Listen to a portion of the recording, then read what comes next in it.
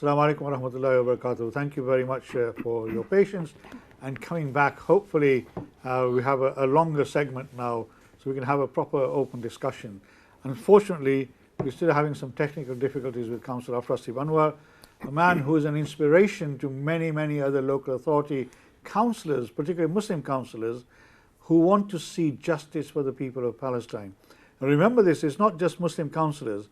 In Burnley, for example, there were Liberal Democrat councillors as well as members of the Green Party as well as other independents who joined forces with them to form this coalition or that form the leadership of the council. And that in itself proves that where people have got the guts, as I would say, and the ability to do so, they can take matters into their own hands and actually show the leaders of the two parties that they don't really need them. The impact of Councillor Anwar and his colleagues on the Labour Party was absolutely huge. It sent a very clear message. Similarly, this happened in Oxford, and it's happened in Manchester, but not obviously to the same scale, and also happened in Walsall and other parts of the country as well.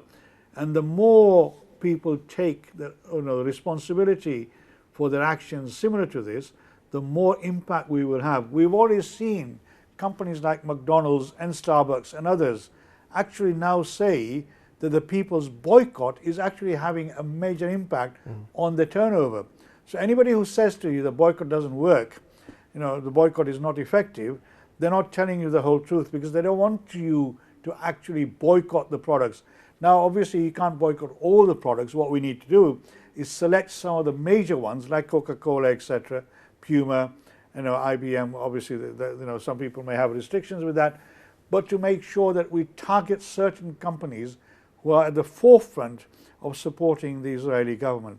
Maqsood Ahmed, who is with me at the moment. Maqsood, we started talking about, the Councillor Anwar and his colleagues and people around the country who have resigned. I know in Manchester, you had a Palestinian sister who resigned very early on. I've invited her on my program on a number of occasions. She was supposed to come and then she had a family bereavement or something and couldn't make it. What do you say to other councillors who are still sitting on the fence? I know you said that they're caught in this trap, in their political system. But I'm sure, like the sister in Manchester and others around the country who have taken steps, they must have been part of that structure for a long time.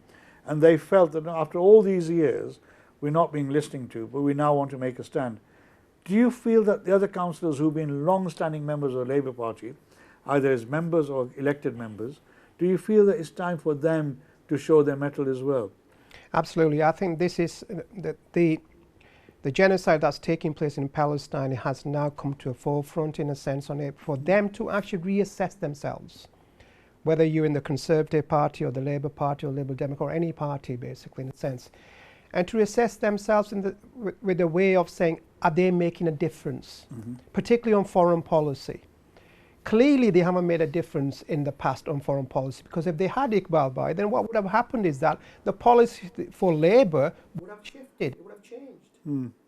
The Labour policy on Palestine or Israel is exactly the same as the Conservative Party. Now, let me just, I totally agree with you, but let me just say this. Local elected members, councillor will say, foreign policy is a government issue, not a local government issue. So, we have a number of Muslim members of parliament. Some of them have raised issues, some of them haven't. Some of them sat on the fence. They could actually make, and some of them have made passionate speeches within the House of Commons. But those members of the Labour Party, and there's quite a few of them compared to the Conservative Party, they have made all these speeches, they've made all the appeals, but yet the Labour Party is still sticking to their policy. What would you say to them?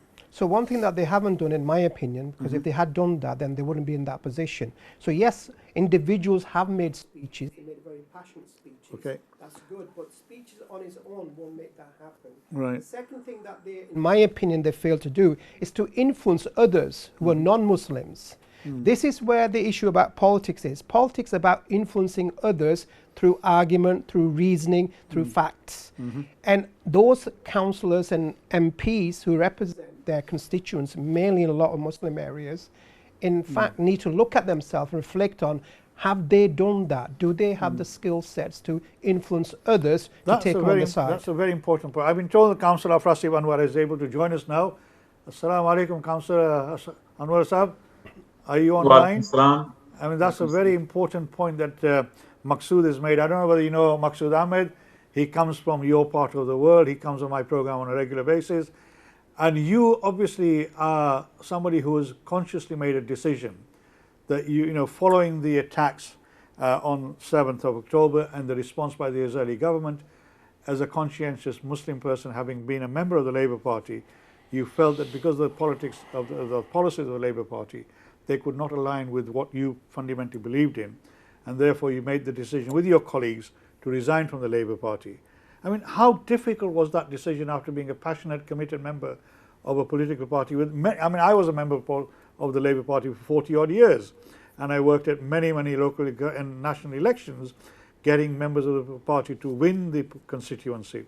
And it took me a long time to realize that after 40 odd years, I've not been able to make any difference to the politics of the Labour Party except around the margins. But on this issue, no difference whatsoever. How difficult was it for you and your colleagues when you had to make that conscious decision?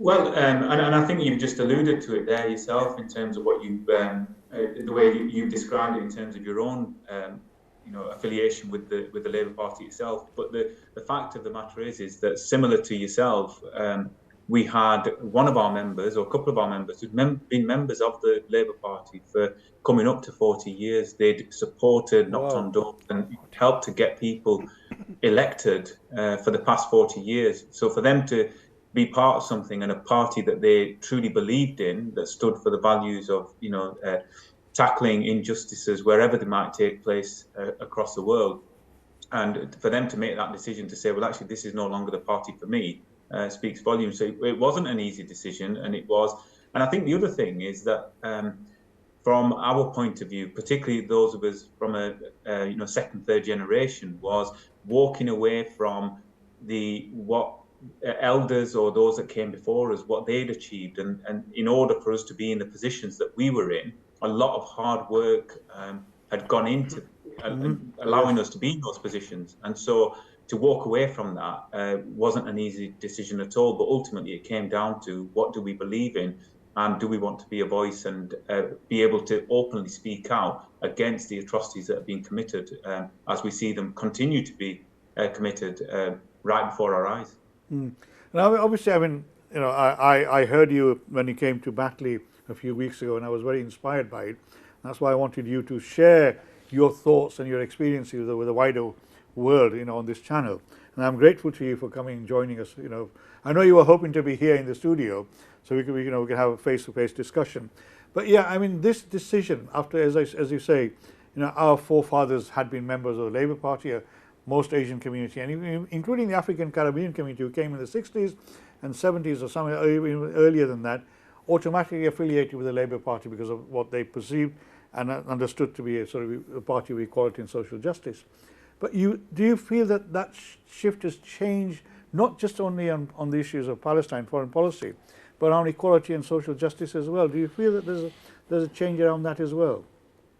I think there's an element of it's not just on the issue of Palestine. There's wider issues as well. But I think traditionally, what you've just said there is that our communities, our elders, when they first arrived here, the natural political party for them to join was the Labour Party. But the fact that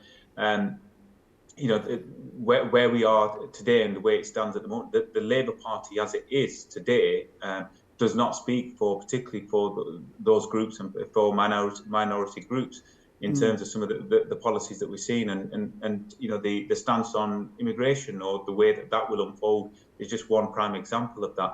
But there's also the wider element of has the Muslim vote or the Muslim community or the ethnic minority vote been taken for granted by the Labour Party, in the sense that they just feel that, well, actually, this vote is not going anywhere. It's part of our vote bank, and we can continue to make the changes or do what we like, and it's not going anywhere. And I think, and that's where a strong message has got to come from the electorate, really, just to say that, well, actually, we have our views. There are things that we believe in and things that we want to fight for. And if you are not going to be our voice and not represent us in that way, then you're not going to get our vote. That is a very important point that you raised. We've been looking around and talking about this in Bradford, in other areas as well, where we've got a lot of Muslim councillors who haven't taken the conscious decision and the action that you and your colleagues have taken, because you have a real commitment and dedication to justice wherever it may be, for everyone. What would you say to your fellow members or former fellow colleagues within the Labour Party? And how did the Labour Party react when you announced your decision to resign from the Labour Party and stand as an independent on the council? I think each and every single individual has got to make their own decision for themselves, and they've got to look at they've got to look at themselves. But also, I think a lot of the times what happens is, and this is not defending former Labour colleagues in any way, but there will be people who are doing things and trying to do what they can in their capacity, which sometimes the general public won't see. But from our perspective, and the reason we made that decision was that we tried our mantra right from the day one was that we want to make change from within, and we tried our best to make that change from within.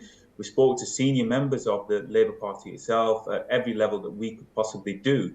And when we saw that actually everything that we were saying was falling on deaf ears, then we had to make a conscious decision for ourselves that, okay, we've tried everything that we possibly could. It's not being listened to. And in the end, it was a case of we even went as far as calling on the leader of the Labour Party to actually resign, because we were seeing that, good councillors who dedicated their lives to what they believed in, what the Labour Party stood for, were resigning. And we felt, well, actually, if they're having to walk away from the party, no one person is bigger than the party. So we called on him to resign, and even that was met with, well, actually, the views of individuals don't matter. So we had to then make a decision on, is this the party for us? And so we had to make a decision for ourselves. But this is something for each and every single individual that remains. And if those who remain have got to then now actually, if they're not going to take the stance that we took, then what they need to do is they need to be voicing that within that leadership of the party.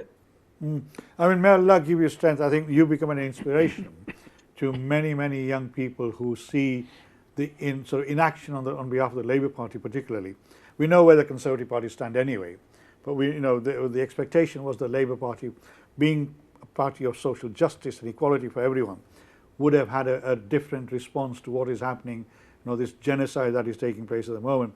And a lot of young people are really equally upset about this. And I've seen reports in Bradford, for example, that where there are Labour councillors, Asian Muslim Labour councillors, a lot of young people are now wanting to stand and challenge them in that positions to take them on at the next local elections. Are you seeing that happening I mean, I know you travel around, and I know you've been going around inspiring other people, telling them the story about what happened with you and your fellow colleagues. Have you noticed that that feeling is growing within the Muslim community across the country? Yeah, and I think it goes back to what I said earlier, was that that it's that whole thing about that traditionally that what we have always done, and we've done it blindly, is that we have been members of and followed and supported the Labour Party. But I think this time everything feels different, and the reason for that is because a lot of the time now people are not getting their news from your traditional means of your mainstream media outlets. What's happening now is people are getting their news from different areas, whether that be online media, like the channel here, and also other online media that they will also see. And I think what's happening is people are much more or better informed. They're actually seeing the reality, and they're not falling for sometimes the spin that comes with it.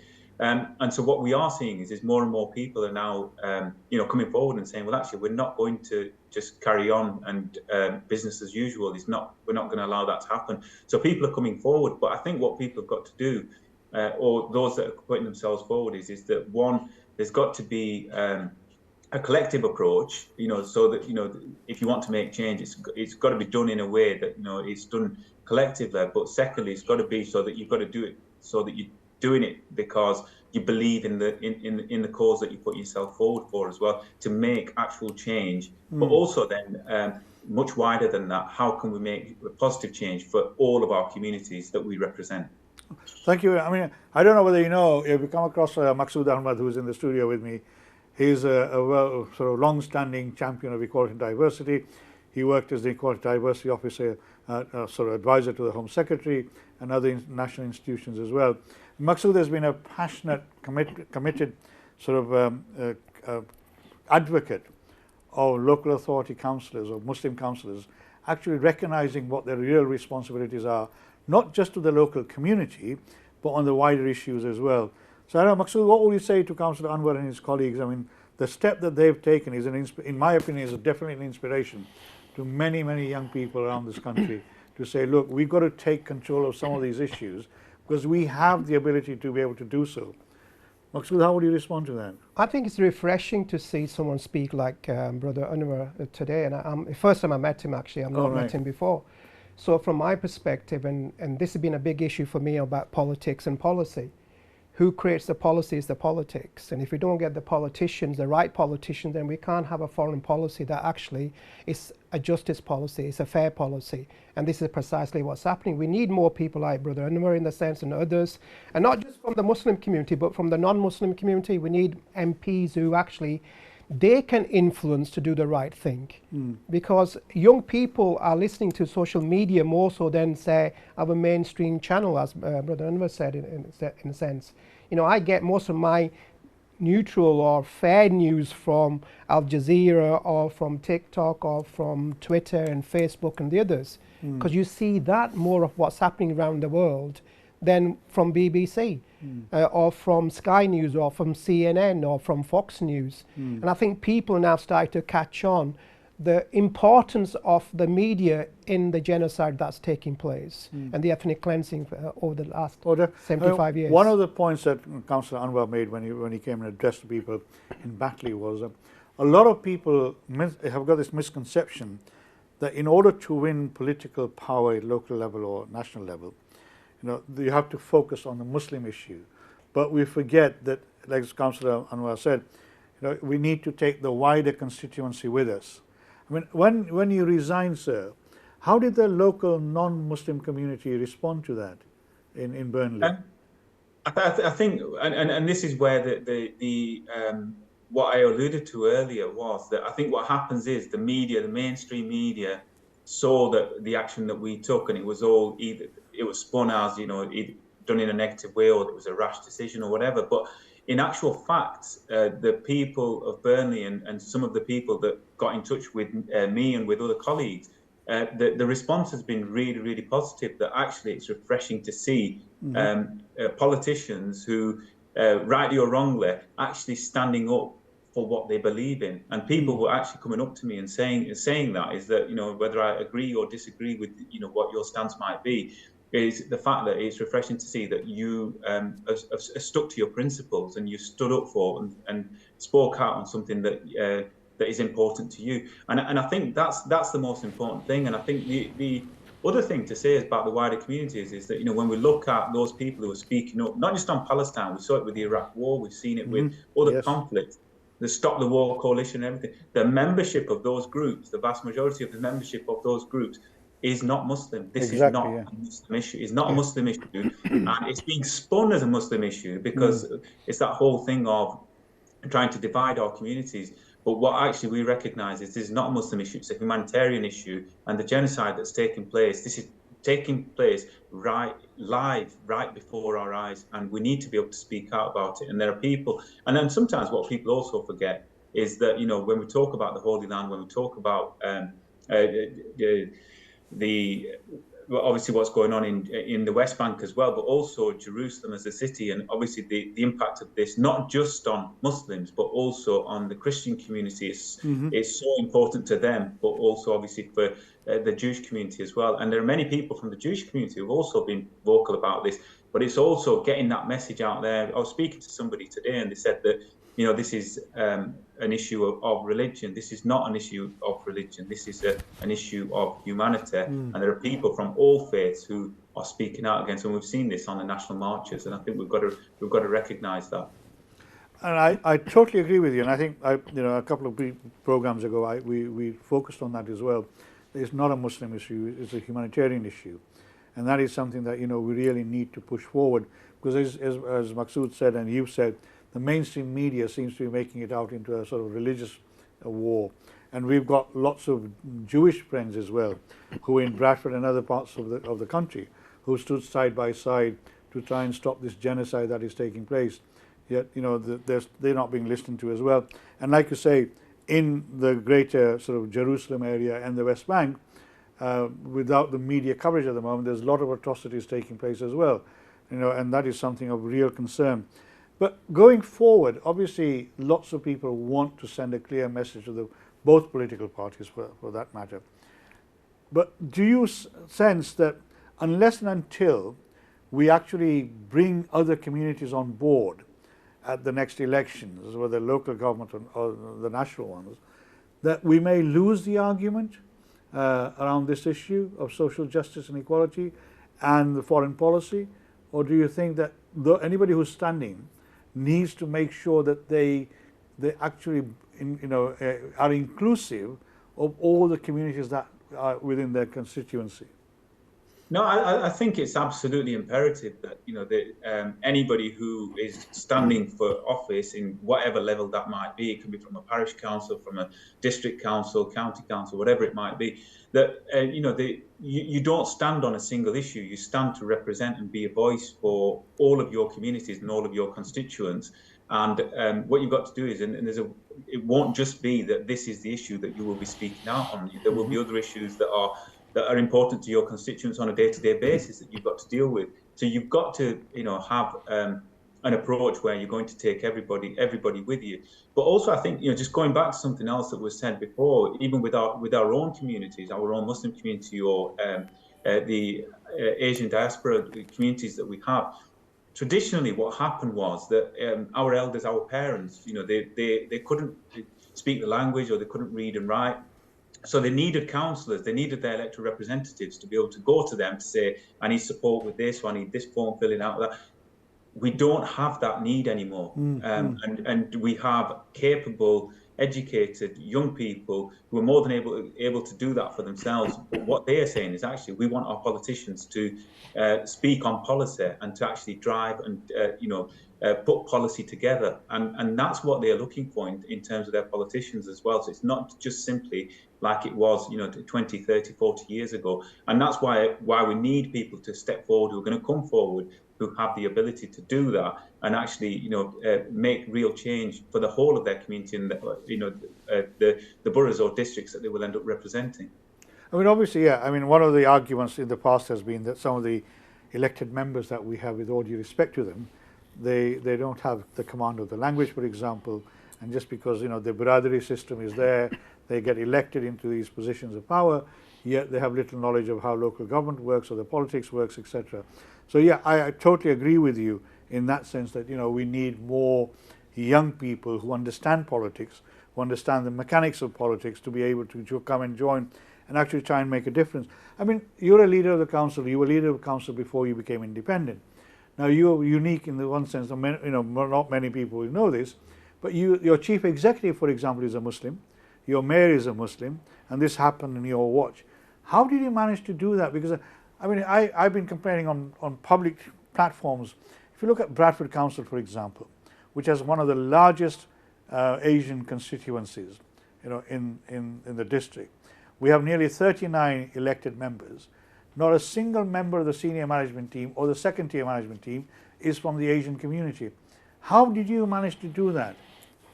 I think what it comes down to is that the hard work, and I'll have to be honest about this, the hard work of this in laying the foundations was done by the generations before. And that's why when I said initially that this wasn't an easy decision to make, to walk away from it, because I wasn't walking, me being leader of the council is not my achievement, it's the achievement of the whole of our community, because it's 30, 40 years of hard work that's gone into giving me the opportunity to go there and represent, but then also having the confidence and the ability to say, well, actually, I'm going to put myself forward for these leadership opportunities.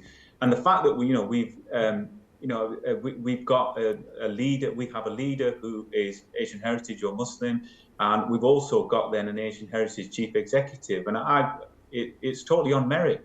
I agree. And that's what I'm saying is that we've got the individuals out there, we have the skill set to be able to have a seat at the table. And what we've got to do is encourage our next generations to be able to, break that glass ceiling. And we've done it in Burnley, but it's not, as I said, it's not my achievement.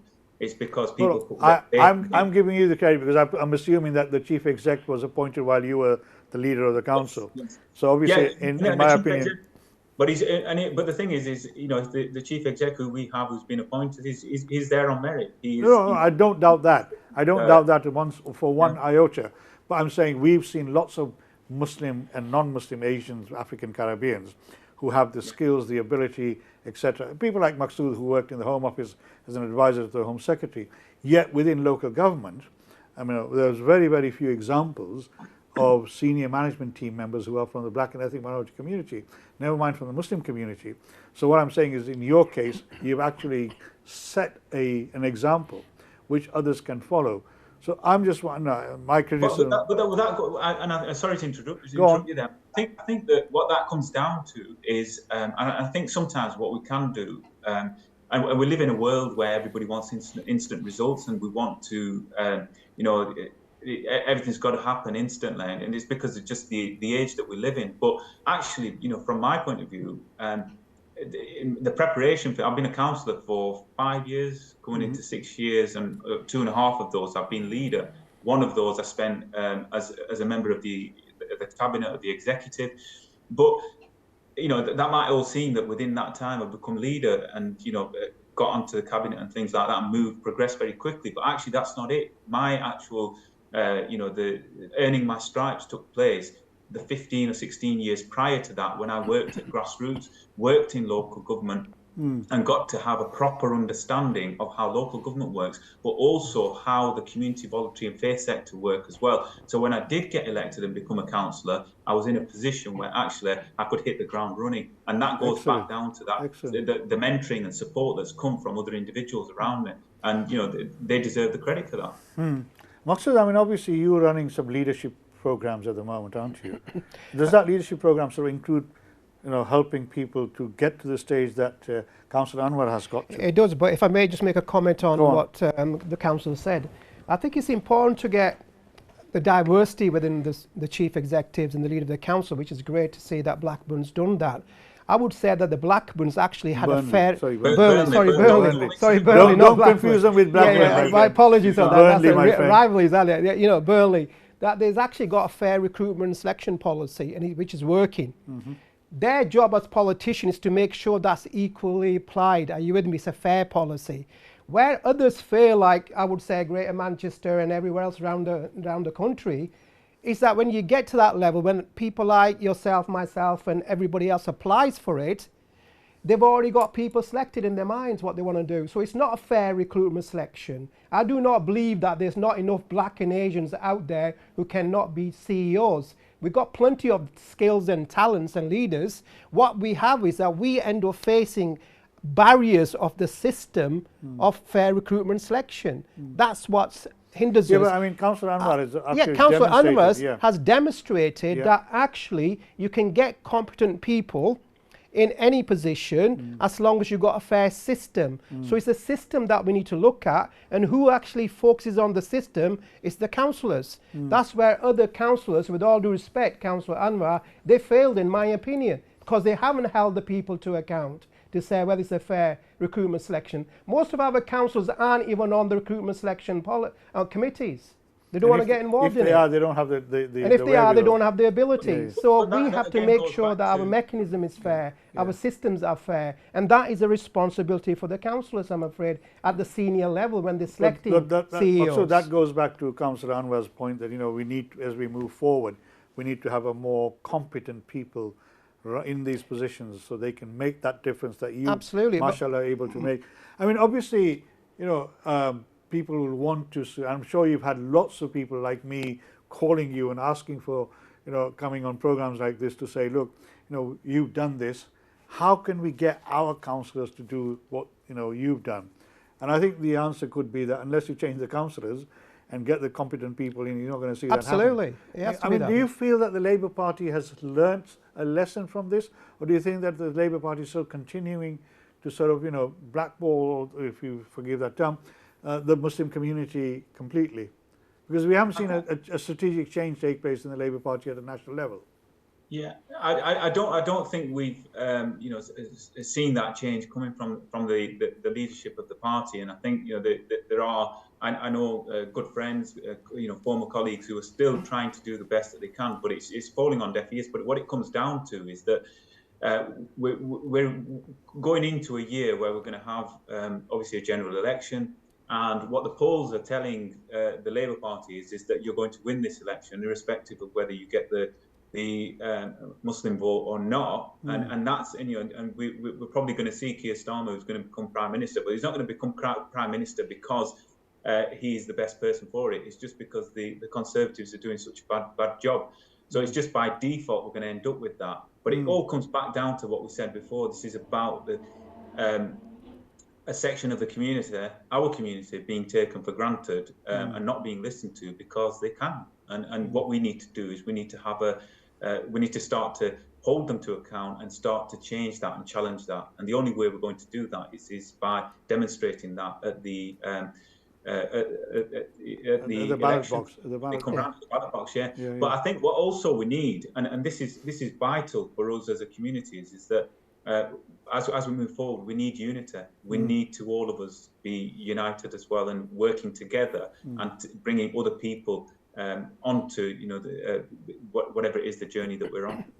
And I think that you have demonstrated that absolutely amazingly, because it's not just the Labour members of your colleagues who resigned from the Labour Party. You also built relationships with the Liberal colleagues and the Greens as well, and the Independents, to actually form the new sort of group that you have. And how easy was it that they came on board with you to support what you were doing? I think, and again, this comes back to whether you talk about leadership styles or whether you talk about being competent and having the ability. I've been leader for 2.5 years or whatever it is, but in that time we've delivered for the people of the borough. We've delivered for people of the town. Raising aspirations, trying to work towards turning Burnley into a thriving university town.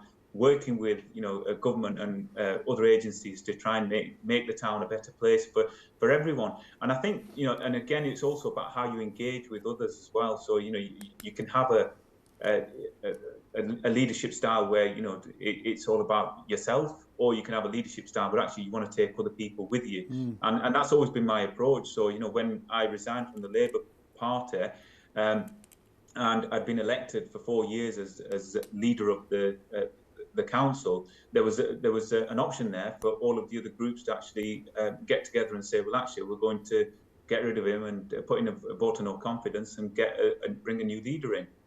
But the fact that didn't happen speaks volumes about the approach, the way that we brought other people along with us and worked with them. And we recognise that actually the Greens and then the Liberal Democrats also agreed with us in the fact that they wanted an immediate and permanent ceasefire. So it seemed like the sensible way to go. And ultimately, what we've got to do is we've made our stance. We'll continue to speak out and do what we can to raise the issue of Palestine and other injustices around the world. But also, we've also got to make sure that we are focused and delivering for the people of Burnley as well, and delivering for their priorities. Excellent. Yeah, and that is a sign of a leadership, because as I said during the programme, it's not a one-dimensional issue that local councillors need to be focusing on, or people who aspire to get onto the council. And don't forget, Iqbal Bhai, Anwar and his CEO have to work 3-4 times more harder now. Why? Because whether he knows it or not, he will be under the focus of everybody within that town. And for them to deliver, actually, it's going to be, and it's brilliant that they're doing it, because at the end of the day, it's about delivery at a local level for your own council.